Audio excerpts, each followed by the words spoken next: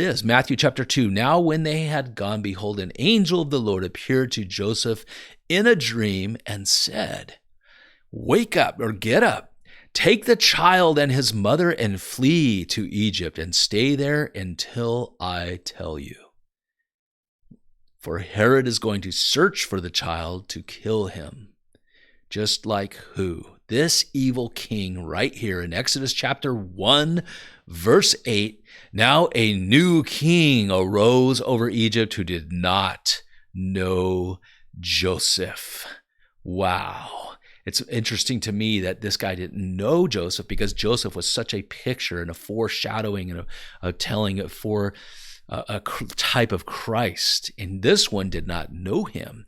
Just like Herod, the not so great, didn't really know God. He didn't know God at all. In fact, he was evil. He killed his own family members. He had paranoia issues, thinking everybody was trying to take his throne away. And here he is trying to kill the Messiah after someone quotes scripture to him. Right? To Herod, they quote scripture to him, one of the scribes or religious leaders, showing where this newborn king was going to be born, because the wise men, the magi, came from the east and told Herod, we follow this star. We know the king of Israel is to be born, and we're here to go worship him. And then Herod, so evil as he was, he heard the scripture, and yet he still went and killed all the newborn baby boys 2 years and younger in that region anyway. Well, this Pharaoh is a picture of Herod in the story of Moses. It's pretty amazing stuff, right? So he did not know Joseph. Now, Matthew chapter 2 continues. So Joseph got up, took the child and his mother while it was still night, and left for Egypt. That's where they went. And he stayed there until the death of Herod. And then this happened so that what had been spoken by the Lord through the prophet would be fulfilled.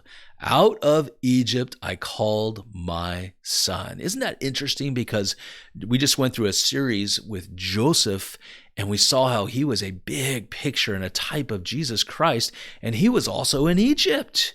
Same thing with Moses. He was in Egypt too, and so was Jesus. So there's this, God's showing us this pattern, and that's what a lot of prophecy is patterns, you guys, and types and foreshadowings, which are prophetic stories about Jesus, about the Messiah. So it's pretty amazing stuff, is it not? So let's go into it some more as we look at this. And that was the prophet Habakkuk that wrote that. Hosea chapter 11, verse 1. Here it is. When Israel was a youth, I loved him. And out of Egypt, I called my son. Who's speaking there? The Lord, through this prophet, through Hosea. Amazing stuff. So let's look at Herod real quick, okay? This Herod, not so great, I call him. In fact, I would call him Harry the Horrible. But this is an actual statue. This is probably what he looked like right here. And this is like a bowl, this big stone bowl that was one of the things that he had built. And look at these pictures. Look at these, there are these statues, part of this bowl, these evil looking demonic figures in here. This is what this guy had. He was not a believer in God. This is also a symbol that was on some of the stuff that he had made. Look at that. That's the same symbol as what? The Nazis. Isn't that weird? It's so amazing that this stuff, none of this stuff is new. The Nazis were not new. There was anti-Semitic people throughout history. Haman, remember in the story of Esther, he was just like a Hitler type. And so was this Herod the not so great, having this evil symbol on this bowl and on this carving that he had made, and these demonic looking creatures. Isn't that interesting? So who was this evil king, this Pharaoh who killed the Hebrew baby boys? That's a great question, right? So which Pharaoh was it? There's been lots of controversy in history about which one it was. Many say the Ramses was the Pharaoh of the Exodus, but there was two. There was a Pharaoh who was alive when Moses was born, and he was that Herod type that wanted to kill the Hebrew baby boys in the region, right?